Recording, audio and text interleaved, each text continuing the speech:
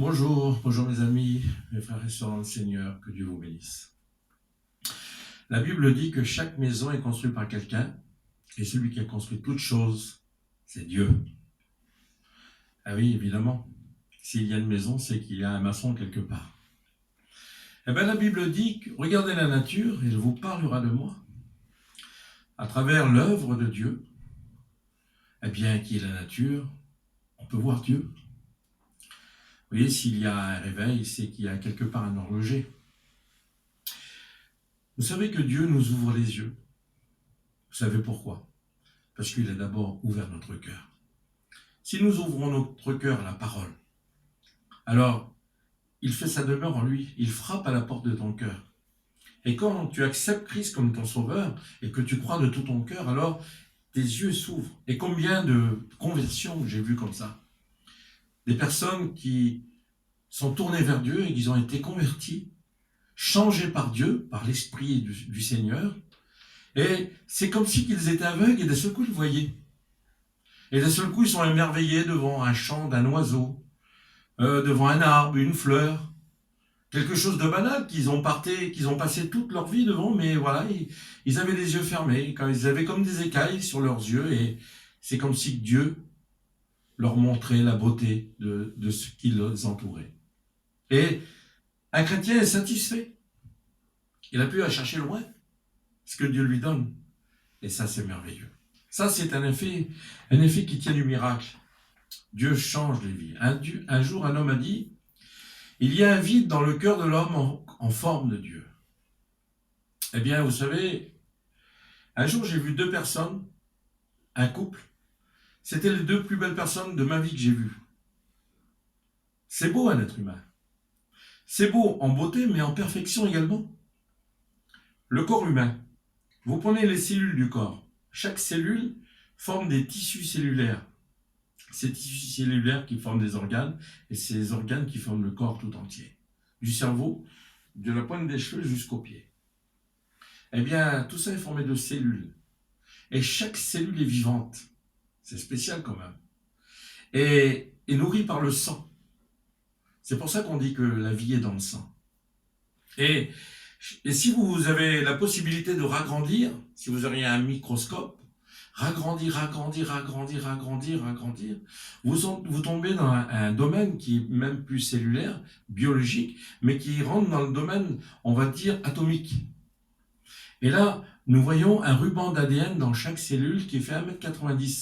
1,90 m dans chaque cellule, en sachant que nous avons des millions de cellules. C'est spectaculaire. Et ce ruban d'ADN, une fois déployé, si on les mettrait bout à bout, on pourrait aller de la Terre au Soleil, en sachant que la Terre est éloignée de 150 millions du Soleil, 150 millions de kilomètres, pour un être humain. C'est spécial. Ça, j'ai découvert ça dans les livres. Mais c'est pas fini. Écoutez, si on peut ragrandir encore, si on aurait la possibilité de voir et de ragrandir, et là on tombe dans un domaine qui nous échappe complètement, nous les êtres humains, même les grands scientifiques. Eh bien, c'est les atomes. Et les atomes, eh bien, c'est que du vide en fait. Il y a un noyau qui est autour des protons et des neutrons, et ce noyau, bien, c'est que du vide. C'est spécial quand même. Eh bien, ces noyaux atomiques, on va dire, eh bien, ils ont une particularité qui dépasse l'entendement. Déjà, on ne les comprend pas, et on s'aperçoit que c'est de l'énergie. C'est-à-dire, la matière devient de l'énergie. C'est spécial quand même. Et cette énergie, elle est indivisible, ces atomes sont indivisibles, et écoutez bien, indestructibles. Ça veut dire qu'ils sont éternels. C'est quand même spécial. Les cellules peuvent mourir, mais pas les atomes. Ils changent de forme et d'endroit, mais ils existent toujours. Je vais vous dire un exemple, c'est comme si que je prendrais de l'eau, je la mets au frigidaire, elle devient de la glace. La même eau, je la mets sur le gaz, je la fais bouillir, elle devient de la vapeur. Pourquoi? Parce que les atomes, quand je les refroidisse, ils se serrent. Et quand je les mets à température ambiante, ils deviennent un peu moins serrés, ils sont liquides. Et quand ils sont chauffés, ils s'écartent, ils deviennent, on va dire, vapeur. Eh bien, Il est marqué dans la parole de Dieu que notre vie sur la terre est comme une vapeur. Et je vous compare ici de la terre. Eh bien, on va au ciel. Bien sûr, comme cette eau, elle n'est plus là, elle a évaporé. Eh bien, elle existe toujours, mais dans un autre endroit et sous une autre forme. Mais elle existe toujours. Il est écrit,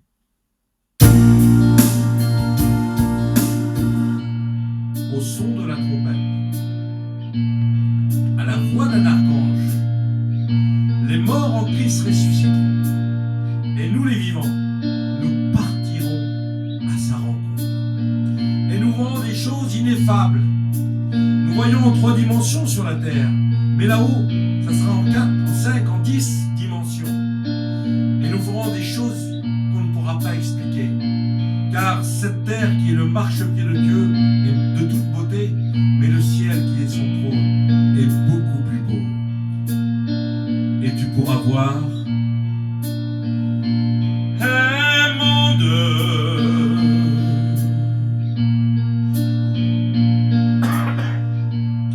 où il n'y aura plus de souffrance, il n'y aura plus de cris de guerre, il n'y aura plus de barrières.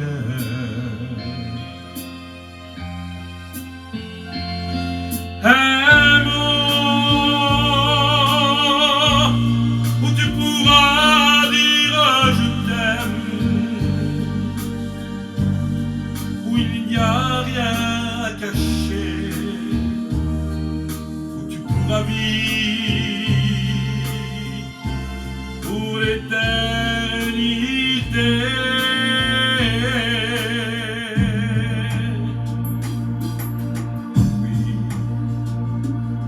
Jésus,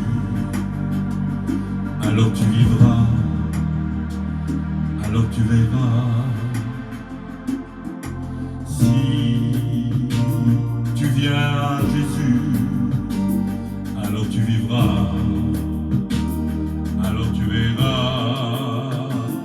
Un monde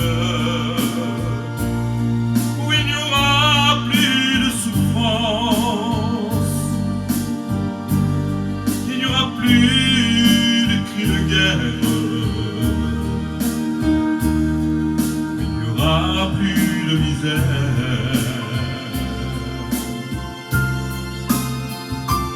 Un monde où tu pourras dire je t'aime, où il n'y aura rien à cacher,